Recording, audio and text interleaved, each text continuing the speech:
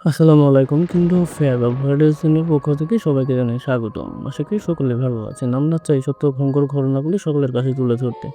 কেউ যদি আমাদের কাছে ঘটনা পাঠাতে চান তাহলে কিন্তু fairwithnoman@gmail.com অথবা আপনারা আমাদের ডেসক্রিপশন বক্সে দেওয়া হোয়াটসঅ্যাপ নাম্বারে আপনারা আপনার সত্য ঘটনাটা আমাদের কাছে পাঠিয়ে দিতে পারেন। আমরা তা সকলের কাছে পৌঁছে দেওয়ার চেষ্টা করব। আজ আমাদের ২৭ নম্বর এপিসোড।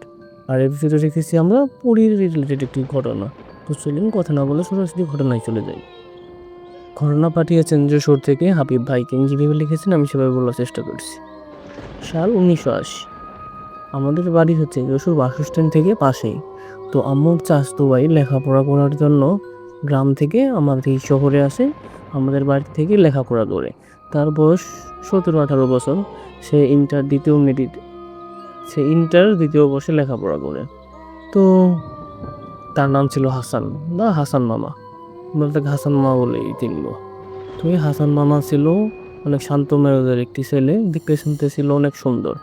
এতই সুন্দর ছিল যে স্বাভাবিক দেখে যে কোনো মেয়ে তাকে পছন্দ করে ফেলবে।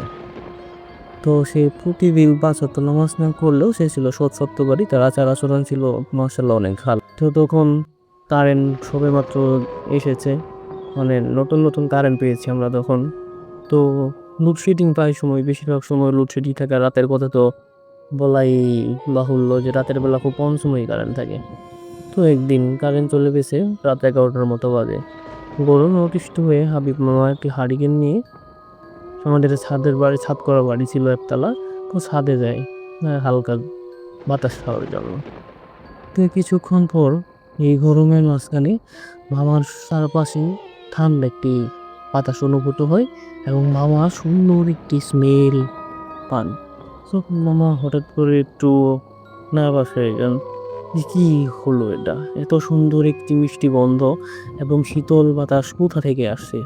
কোথাও তো গাছের পাতাও নড়ছে না, কোন কি বৃষ্টি আসার তো কোনো সম্ভাবনা নেই। মামা ভয় পেয়ে যান, তাড়াতাড়ি নিচে নেমে রুমে শুয়ে পড়েন। তো এই ১ সপ্তাহ মামার মাঝখানে ভয় ছিল, ১ সপ্তাহ তিনি আর ছাদে ওঠেননি। ১ সপ্তাহ পর আবার ১২টা বা ১টা বাজে কারেন্ট চলে যায়। তখন মামা একটু সুরক্ষিতস্ততা বোধ করলো। তো ঠিকই ছাদে ওঠে এবং সেই আগের মতোই বাতাস খাওয়ার জন্য, মানে ছাদের প্রাকৃতিক বাতাস খাওয়ার জন্য একটা চেয়ার নিয়ে হেলান দিয়ে বসে থাকে। সেই ১ সপ্তাহ আগে যেমন ঘটনা ঘটেছিল আজও ঠিক তেমনই এক অবস্থা। মানে সুন্দর একটি মিষ্টি গান এবং সাথে শীতল বাতাস। মামা যখন এটা অনুভব করেন সাথে সাথে ভয় পেয়ে যান এবং আবার সে বাসায়, মানে তার রুমে গিয়ে শুয়ে পড়েন। কিন্তু সেদিন সে স্বপ্নে দেখেন যে সাদা শাড়ি পরা, শাড়িতে স্বর্ণ দিয়ে ছোপ ছোপ কারুকাজ করা একটা শাড়ি এবং অপূর্ব সুন্দর একটি মেয়ে আমার স্বপ্নে এসেছে। এবং সেই যে গানটা সে দিন রাতে, মানে যেদিন রাতে ছাদে পেয়েছে, সেই একই রকম গান সেই মেয়েটির শরীর থেকে আসছে এবং মেয়েটি তার দিকে তাকিয়ে হাসছে এবং বলছে যে হাসান, আমি তোমাকে প্রথম দেখাতেই ভালোবেসে ফেলেছি বা পছন্দ করে ফেলেছি। আমি হচ্ছি পরী আর আমার নাম হচ্ছে ইরা পরী। তো আমি যখন বান্ধবীর সাথে সেদিন এই দিক দিয়ে যাচ্ছিলাম, তখন আমি তোমায় দেখি ছাদে বসে আছো। প্রথম দেখাতেই আমার তোমাকে ভালো লেগে গেছে। আমি তোমাকে বিয়ে করতে চাই। আর এজন্যই প্রথম ২ দিন আমি তোমাকে যেখানে উপস্থিত ছিলাম সেটার জানান দিয়েছি। এবং শোনো, তোমাকে আরেকটা কথা বলি। কাল তুমি যখন কলেজে যাবে তোমাকে একটি প্রেমের প্রস্তাব দিব। তুমি সাথে সাথে এটা গ্রহণ করবে না এবং সেই মেয়েকে না করে দিও। যদি না করে দাও, সেই মেয়েকে গ্রহণ করো, কালকে তাও না চাইতেই তোমার এবং সেই মেয়ের ক্ষতি হয়ে যাবে। এই কথা বলে হঠাৎ করে সেই স্বপ্ন ভেঙে যায়, মানে সেই কড়িটিও আবার মিলিয়ে যায়। সাথে সাথে মামার ঘুম ভেঙে যায়। মামাকে তখন বুঝতে পারে না যে এটা আমি কী দেখলাম। আর এত সুন্দর একটি মেয়ে, মানে পরীদের তো চেহারা অনেক সুন্দর হয়। আর মামা যখন সেই পরীটিকে দেখেছে স্বপ্নে, মামা পরীটিকে পছন্দ করে ফেলেছে। তো পরের দিন মামা কলেজে যায়। হাসান মামা কলেজে যাওয়ার পর একটি মেয়ে হাসান মামাকে বলে যে হাসান, একটু পাশে আসো, তোমার সাথে কথা আছে।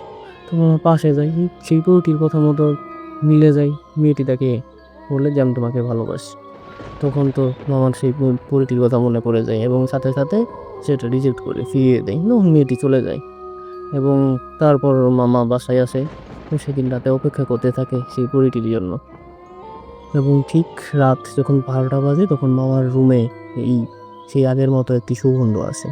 তখন মামা বুঝতে পারে যে আশেপাশে হয়তো পরিটি এসেছে। তখন মামা ছাদে যায় এবং ছাদে যাওয়ার পর সেই পরিটির আবার মামা দেখতে পায় এবং সেই পরিটি বলে যে, হাসান, তোমার অবস্থা শুনেছো বা রেখেছো, তোমাকে ধন্যবাদ। আমি আবার আসবো তোমার কাছে, তুমি আমার জন্য অপেক্ষা করো। এই কথা বলে পরিটি আবার মিলিয়ে যায়। তারপর মামা রুমে গিয়ে শুয়ে পড়ে স্বাভাবিকভাবে। তো মামা পরিটির সাথে কথা বলা পরও মামার কোনো ভয় ছিল না, যেহেতু মামা বুঝতে পেরেছে যে পরিটি তাকে ভালোবাসে। তো একদিন যায়, 2 দিন যায়, পরিটি তো আর মামার স্বপ্নেও আসে না এবং বাস্তবেও এসে দেখা করে না। কিন্তু মামা তো সেই পরিটিকে অসম্ভব ভালোবেসে ফেলেছে। আমার রাতও পার হয় না, দিনও পার হয় না, সারাদিন সে শুধু পরির কথাটিই ভাবে, পরির কথাটিই ভাবে। এভাবে ভাবতে ভাবতে 2 সপ্তাহ কেটে যায়, সেই পরি আর আসে না। 2 সপ্তাহ পর একদিন স্বপ্নে সেই পরিটি মামার স্বপ্নে আসে এবং এসে বলে, হাসান, আমি ইচ্ছে করে এই 2 সপ্তাহ তোমার কাছে আসিনি। আমি দেখলাম বা আমি বুঝতে চেষ্টা করলাম যে আমার প্রতি তুমি কতটা দুর্বল বা তোমার মনে আমার জন্য কতটা ভালোবাসা রয়েছে। তো তুমি এই পরীক্ষায় উত্তীর্ণ হয়েছো, তুমি কাউকে আমার কথা বলোনি এবং তুমি প্রত্যেকটা মুহূর্তে আমাকে মিস করেছো। আমি কাল রাত 2টায় তোমার সাথে ছাদে দেখা করব, তুমি রাত 2টায় ছাদে চলে গেলে। তারপর সকালবেলা ওঠে এবং সারাদিন পার করে মানে গুনতে থাকে যে কখন সন্ধ্যা হবে, কখন রাত হবে, কখন 2টা বাজবে, কখন সেই পরীক্ষাতে আমার দেখা হবে। তো যেই বেলা সেই কাজ, রাত 2টার আগে মামা ছাদে চলে যায় এবং যখন 2টা বাজে তখন সেই গন্ধে চারিদিক সুমোরিত হয়ে যায়। মামা বুঝতে পারে যে বুড়িটি আসতেছে। তো কিছুক্ষণের মধ্যে বুড়িটি আসে এবং এসে বলে যে, হাসান, আমি আজ তোমাকে আমার দেশে নিয়ে যাব। তখন মামা একটু ইতস্ততা বোধ করে যে, তোমার দেশে? তখন বুড়িটি বলে, হ্যাঁ, আমার দেশে, আমার মা তোমাকে পেতে চেয়েছে। এই কথা শোনার পর হাসান মামার তেমন কিছু বলে না, বলে যে, আচ্ছা, আমি কিভাবে যাব? তখন পরিটি বলে, তুমি চোখ বন্ধ করো, আমি যতক্ষণ না বলবো তুমি ততক্ষণ চোখ খুলবে না। তো হাসান মামা চোখ বন্ধ করে এবং চোখ বন্ধ করে সে অনুভব করতে পারে তাকে 3টি হাত, মানে 2 হাত, তার 2 হাতে তার 2টি হাত ধরেছে এবং তার কোমরে 1টি হাত, মানে এই 3টি হাত তাকে হয়তো মানে শূন্যে তুলে কোথাও নিয়ে যাচ্ছে এবং তার কাছে মনে হচ্ছে এই 3টি হাত একই লোকের, মানে একই মানুষের বা যেই হোক একজনেরই, যেভাবে তাকে ধরেছে, মানে হাসান মামা এটা বুঝতে পারছে। তো কিছুক্ষণ পর সেই ইরাপরি হাসান মামাকে বলে যে, এবার চোখ খুলো। হাসান মামা চোখ খুললে তো একদম চমকে যায়। এমন এক পরিবেশে সে গিয়েছে যা শুধু কল্পনাতেই সম্ভব। তখন ইরাপরি হাসান মামাকে বলে, তুমি আমার সাথে আসো। ইরাপরির সাথে যেতে যেতে মামা একটি সুন্দর দিয়ে তৈরি করা, মামা তা বলতে পারে না, একটি সুন্দর একটি ঘরে প্রবেশ করে এবং ঘরে প্রবেশ করে সে দেখতে পারে একটি মহিলা, বোরকা পরা, হাত মোজা পা মোজা পরা, শুধু চোখগুলো দেখা যাচ্ছে, স্বাভাবিক মানুষের মতোই উচ্চতা। তবে ইরাপরির কানগুলো ছিল কচ্ছপের মতো খাড়া খাড়া।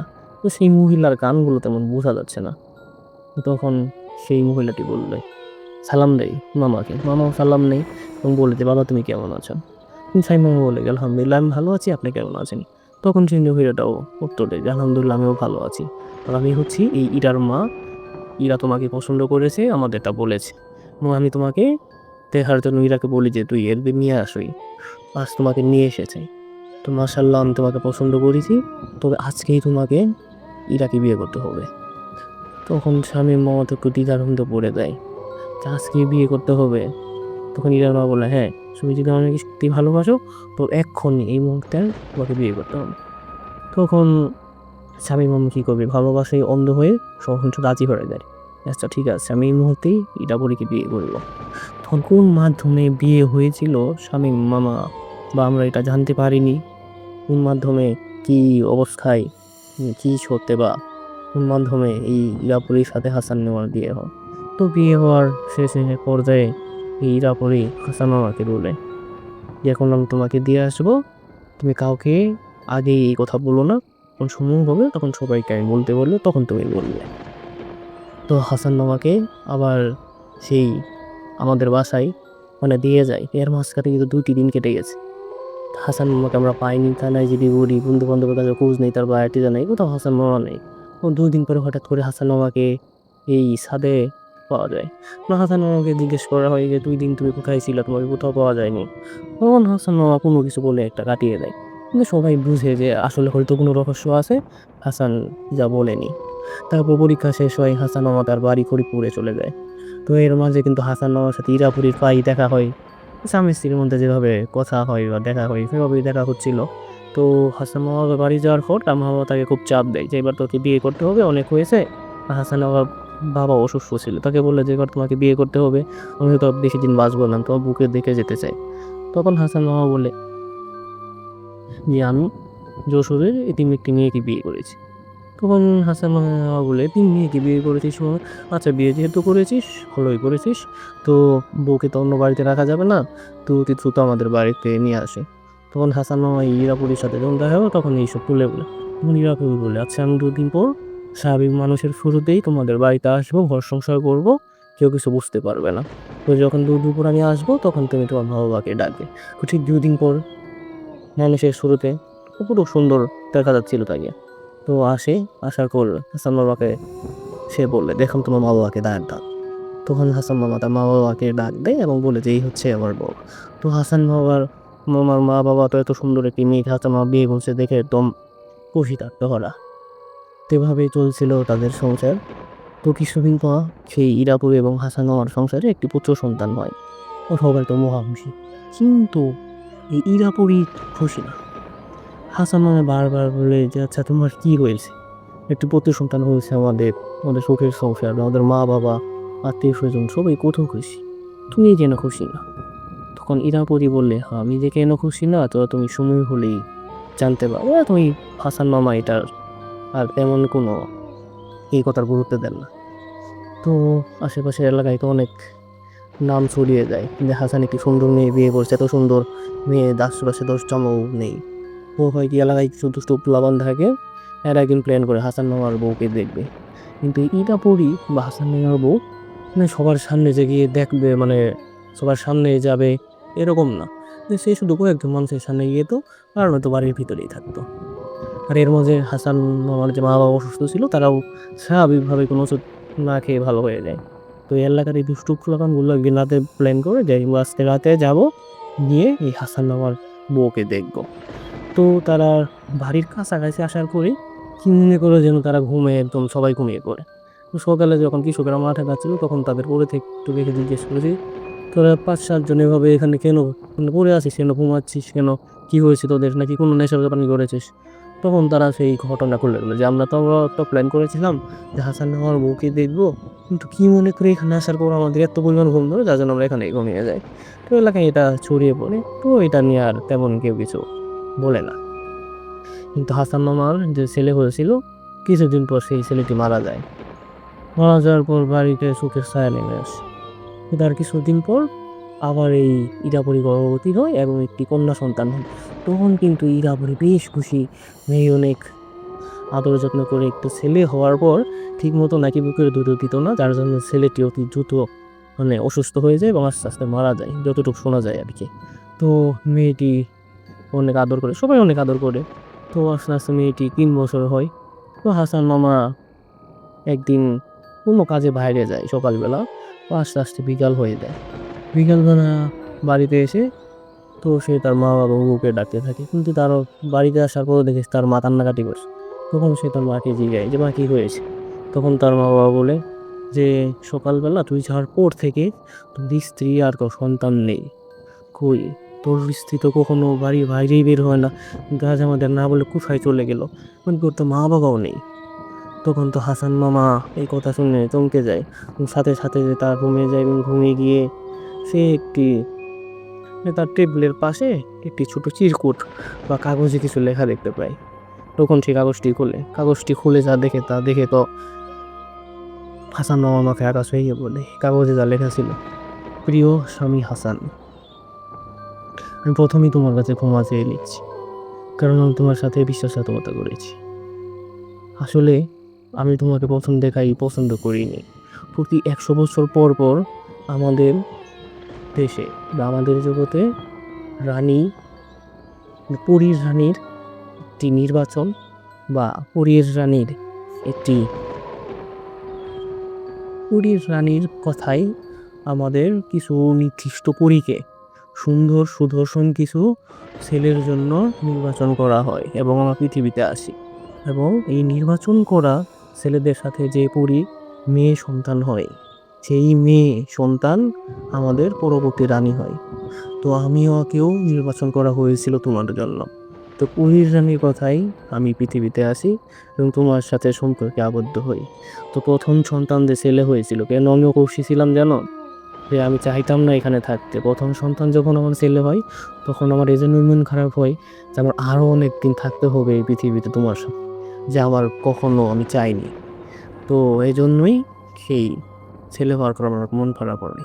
তো এখন মেয়ে হয়েছে, এই মেয়েটি সব দিক দিয়েই যোগ্য পরবর্তী রানী হওয়ার জন্য। তো প্রতি 10 বছর অন্তর অন্তর আমি এবং আমার মেয়ে বা তোমার মেয়ে তোমার সাথে দেখা করতে পারবো, তুমি যদি চাও বা বেঁচে থাকো। আর দুঃখ পেও না, এটা হচ্ছে তোমার ভাগ্যে এমনই হওয়ার ছিল। বিদায়, পারলে আমাকে মাফ করে দিও। এইটা শোনার পরে বা এটা দেখার পর তো হাসান মামা কষ্টে এতটাই ভেঙে পড়ে, মানে সে মনস্তাত্ত্বিকভাবে খুব ভেঙে পড়ে এবং 2 বছর পর সে আত্মহত্যা করে দেশে নেয়। আর এভাবেই হাসান মামার সুখের একটি সংসার শেষ হয়ে যায়। আসলে ঘটনাটি শুরুতে অনেক সুন্দর হলেও শেষটি অনেক করুণ, যা ছিল খুবই অপ্রত্যাশিত। যে মানুষে মানুষে যেখানে ধনী গরিবের এত ভেদাভেদ, আর সেখানে মানুষের সাথে জিনের সম্পর্ক, এটা তো কোনো প্রশ্নই আসে না। আল্লাহ তাআলা আমাদের এই সব বিপদ আপদ থেকে হেফাজত করার তৌফিক দান করুক। পরবর্তী কোনো ঘটনা নিয়ে আমরা আবার ফিরবো আপনাদের মাঝে। সে পর্যন্ত সবাই সুস্থ থাকবেন, ভালো থাকবেন। আল্লাহ হাফেজ।